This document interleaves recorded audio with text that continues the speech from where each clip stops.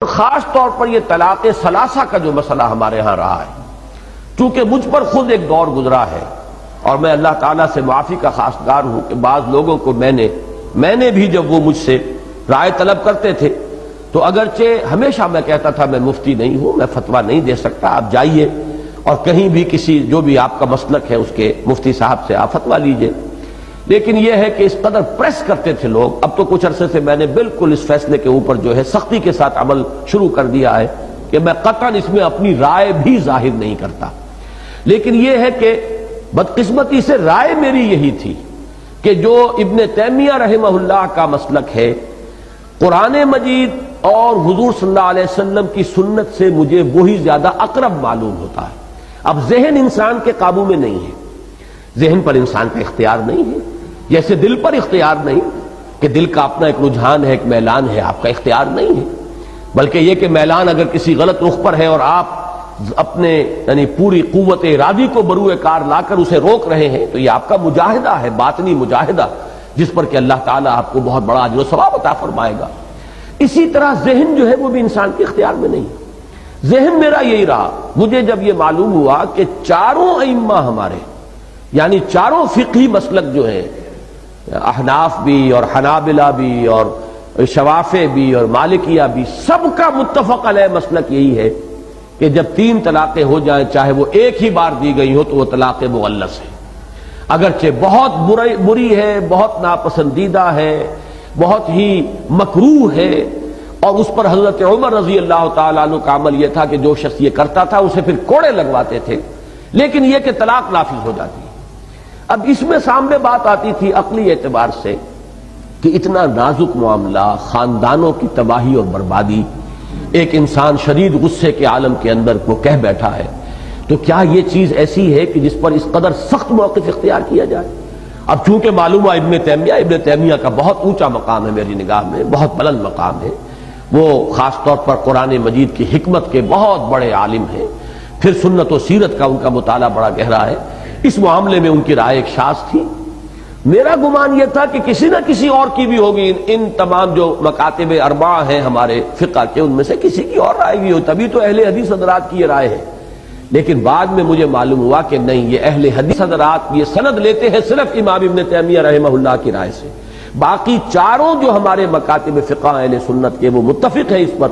کہ تین طلاقیں جو ہیں وہ اگر بیک وقت دی جائیں تو وہ تین ہی شمار ہوں گی اور وہ طلاق مغلظ ہو جائے گی، کہ اب ان دونوں کے درمیان نہ رجوع کا کوئی امکان، نہ عدت میں رجوع، نہ عدت کے ختم ہونے کے بعد نکاح ثانی، جب تک کہ اس عورت کا نکاح کسی اور مرد سے نہ ہو، اور پھر وہ مرد بھی اپنی آزاد مرضی سے جب چاہے کبھی اگر طلاق دے دے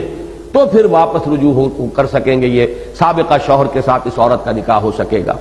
اب اس پر لوگ روتے ہیں، چلاتے ہیں، وہ طرح طرح سے ادھر جا ادھر جا، اور اندیشہ یہ ہو جاتا تھا کہیں، چونکہ شیعہ مکتب فکر بھی یہی ہے، اور میرے علم میں بہت سے لوگ اسی بات پر شیعہ ہو گئے، بہت سے جو حنفی ہیں وہ پھر جا کر بہرحال یہ تو ہلکا معاملہ، اس لیے کہ اہل حدیث وہ تو اہل سنت ہی میں ان کا شمار ہے، وہ کوئی اہل تشیع میں سے تو نہیں ہے۔ کچھ لوگ جنہیں یہ معلوم نہیں ہوتا کہ وہ اہل سنت میں سے بھی ایک گروہ ہے کہ جو اس کے حق میں فتویٰ دے دیتا ہے، اگر ان کے علم میں ہے کہ ہمارا مسئلہ حل ہوتا ہے صرف اہل تشیع کے ہاں تو شیعہ ہو گئے۔ کچھ لوگوں نے یہ ہے کہ فتوے لے لیے جا کر جو اہل حدیث علماء اور مفتی حضرات ہیں ان سے۔ تو میرا معاملہ کچھ عرصے تک یہ رہا کہ چونکہ میرا ذہن یہ تھا، لہذا میں کہتا رہا بھائی میری ذاتی رائے تو یہ ہے واقعتاً کہ تین طلاقیں جو ہیں ایک وقت میں دی جائیں تو وہ ایک ہی طلاق شمار ہوگی، لیکن یہ کہ میں اب اس کے بعد جب میں نے طے کیا اور میرے علم میں یہ بات آ گئی کہ یہ تو چاروں مکاتب فقہ کا متفقہ فیصلہ ہے، تو پھر میں نے طے کر لیا تھا کہ میں ذاتی رائے بھی کسی کے سامنے پیش نہیں کروں گا، اور میں نے اس کے بعد الحمدللہ کہ کسی کو ذاتی رائے نہیں دی، بہت ہی بلنٹلی میں کہتا رہا ہوں کہ نہیں، میرا اس معاملے کے اندر میں آپ کو نہ اپنی ذاتی رائے بتاؤں گا نہ میرا کوئی فتویٰ، جائیے اور فتویٰ لیجئے، جس پر بھی آپ کا دل ٹھکتا ہو فتویٰ لے لیجئے۔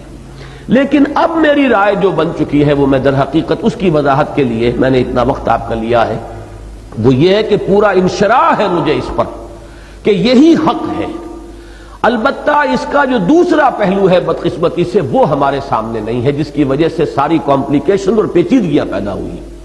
وہ دوسرا پہلو یہ ہے کہ سزا تعزیر کے درجے میں معین کی جائے ان لوگوں کے لیے جو یہ حرکت کر بیٹھتے ہیں، جیسا کہ میں نے کہا تھا پچھلی مرتبہ وہ آپ نے شاید اس کو ایک لطیفہ سا سمجھا، لیکن وہ بات میں پوری سنجیدگی سے عرض کر رہا ہوں کہ واقعتاً 5 سال کی سزا جو ہے قید بامشقت اس شخص کو دی جانی چاہیے کہ جو اس طریقے سے کتاب اللہ کے ساتھ کھیل کرتا ہے اور 3 طلاقیں بیک وقت دیتا ہے۔ پھر جیسا کہ میں نے عرض کیا تھا، پھر غصہ بھی سوچ سمجھ کے آئے گا آدمی کو، معلوم ہو کہ یہ قانون ہے اور اس میں کوئی رکاوٹ نہیں ہے شریعت کے اندر۔ تعزیر ہو سکتی ہے، جس کی نظیر ہمارے پاس موجود ہے کہ حضرت عمر رضی اللہ تعالی عنہ، جن کے بارے میں یہ مشہور ہے کہ انہوں نے اس کو سختی کے ساتھ نافذ کیا۔ حضور اپنی حیات طیبہ میں تو ایک نرمی برتتے تھے، اس آدمی کے اوپر آپ ڈال دیتے تھے کہ اچھا بھائی تم بتاؤ تمہاری نیت 3 کی تھی یا 1 کی تھی؟ اگر وہ کہتا تھا کہ جی نیت بھی 3 ہی کی تھی تو فرماتے تھے کہ اب معاملہ تمہارے ہاتھ سے نکل گیا، اب تو وہ طلاق واقع ہو گئی۔ لیکن اگر وہ کہتا جی نہیں میری تو نیت 1 ہی کی تھی تو پھر وہ 1 ہی شمار کر لیتے تھے۔ یہ نرمی حضور صلی اللہ علیہ وسلم نے برقرار رکھی، لیکن ظاہر بات ہے کہ اس کا پورا بوجھ جو اس شخص کے اوپر جا رہا ہے۔ لیکن حضرت عمر نے یہ دیکھ کر کہ لوگ اس سے فائدہ اٹھا رہے ہیں، دیتے ہیں طلاقیں پورا روب جھاڑنے کے لیے، اور بیوی کو کے لیے تو گویا کہ وہ یعنی زمین و آسمان ایک ہو جاتے ہیں غریب کے لیے جب اس کو طلاق جو ہے مغلظ طلاق دے دی جائے، کیا کرے گی؟ لیکن یہ ہے کہ وہ کہتے ہیں کہ صاحب نیت ہماری 1 کی تھی۔ تو یہ چونکہ اب کھیل شروع ہو گیا تھا شریعت کے ساتھ، تو حضرت عمر نے گویا کہ اس کو پختہ فیصلہ کر لیا کہ جو چاہے وہ کہے، تم نے 3 طلاقیں دی تو 3 طلاقیں نافذ۔ اور چونکہ اہل سنت کے ہاں یہ اصول ہے، علیکم بسنتی وسنت الخلفاء الراشدین المہدیین، تمہارے ذمے ہے، لازم ہے تم پر میری بھی سنت اور میرے خلفاء راشدین مہدیین کی سنت۔ تو جو بھی فتوے ہیں یا جو بھی اجماع ہو گیا ہے دور خلافت راشدہ میں، وہ ہمارے لیے واجب الاتباع ہے۔ یہی معاملہ تراویح کا ہے جو اہل حدیث حضرات کی سمجھ میں نہیں آتا، اس پر اجماع ہو گیا تھا۔ یہی وجہ ہے کہ اہل سنت کے چاروں مکاتب کے ہاں کم سے کم 20 رکعتیں ہیں، احناف کے ہاں 20 رکعتیں، حنابلہ کے ہاں 20 رکعتیں، شوافع کے ہاں 20 رکعتیں، البتہ مالکیہ کے ہاں کہیں 36 تک کی تعداد بھی ہے، 20 کی رائے بھی اور 36 کی بھی۔ لیکن چونکہ یہ اصل فیصلہ تھا، اجتہاد تھا حضرت عمر کا، انہوں نے نافذ کیا ہے، اور یہ حضرات اس کو تسلیم کرنے کے لیے تیار نہیں۔ یہ اصول ہے جس کی وجہ سے فرق واقع ہو جاتا ہے۔ اہل سنت کے ہاں اصول یہ ہے کہ جو اجتہادات خلفائے راشدین نے کیے، امت اس وقت ایک وحدت تھی، کوئی علیحدہ ملک نہیں تھے، پوری امت مسلمہ ایک وحدت تھی۔ اس کو جب قبول کر لیا گیا تو وہ اجماع ہے، اور وہ اجماع اب لازم ہے کہ اس کی پابندی کی جائے۔ اسی کے ضمن میں یہ معاملہ بھی آتا ہے کہ جو طلاق ثلاثہ کا ہے۔ لیکن جیسا کہ میں نے عرض کیا، یہ جس قدر تحدید اور تنبیہ آ رہی ہے، اس کو سامنے رکھتے ہوئے چونکہ چاروں مکاتب فقہ کا یہ اجماعی فیصلہ ہے،